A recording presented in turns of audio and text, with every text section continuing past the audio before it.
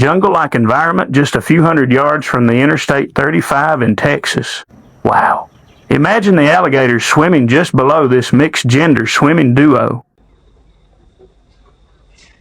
I do not know how many of them city slickers know how to swim with gators. But the first step is to throw a raw, scrumptious, bloody, stanky chicken breast in the water before you jump in. If after a few minutes ain't nothing, grab that delicious breast. Yep, you can. Bet your sweet booty it is safe enough to jump in. However, if that dumb, scrumptious chicken breast of yours got ate up within a couple minutes or so, well, then it's a little bit risky to jump in that water unless you are ready to fight back. Now, I understand it's real hot outside, and this is the only form of air conditioning that you can afford. And so, jumping in this water is worth the risk. So, this is the first step. The moment you hit the water, that alligator has already thought of you as food. And so you must think of him as food too. And so as he is darting towards you, and I do warn you that they can swim at around 20 to 40 miles per hour given on the strength of the particular alligator.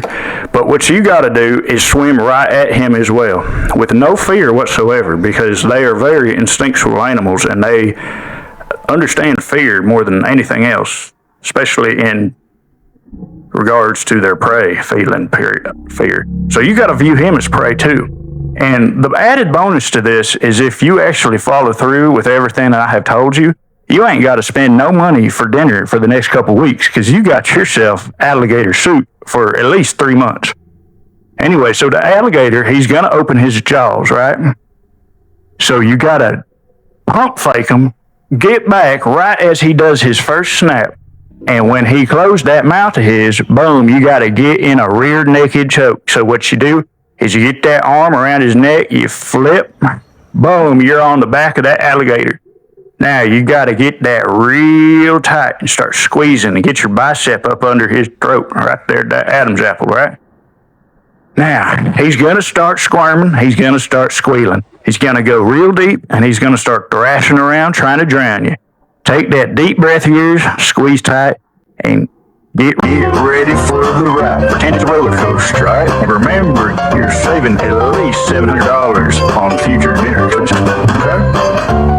Now, your friend over there on the shore, he's going to be hooping and hollering, but you just got to ignore him. About 30 seconds into the headlock, you're going to start feeling the alligator getting a little bit weaker, a little bit weaker. See, the problem is they are able to hold their breath for about 8 to 12 hours. And so the choke out itself is not going to get you. What you got to do is every time you feel that air sac of his expand and deflate, on that deflate, you got to get it even tighter on your headlock line. That will limit the amount of available volume that he's able to get into his lungs. Now, after that alligator has pretty much petered out, alright, you want to complete this within 1 minute, by the way. You may or may not be at the bottom of the lake, but if you are at the top, I reckon get your friend to go ahead and tie a knot and pull y'all in. If you're at the bottom, though, I really warn you, this is what you got to do.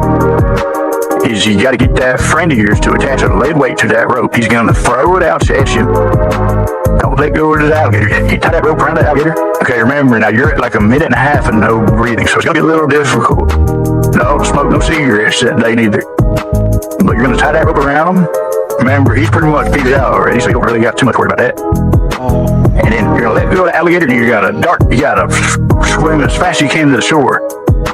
Because he ain't fully petered, he will be following you. You quickly eject yourself out of that water, and your buddy of yours, he's got to get a curved yank. He's got a yanking curve on that alligator, and it's going to snap his neck. And then you go ahead and get in that water, both of y'all, after this friend of yours tie that dang thing to a tree, and you go ahead and extricate that alligator out of that body of water. Now you just go ahead and bring it home and you eat.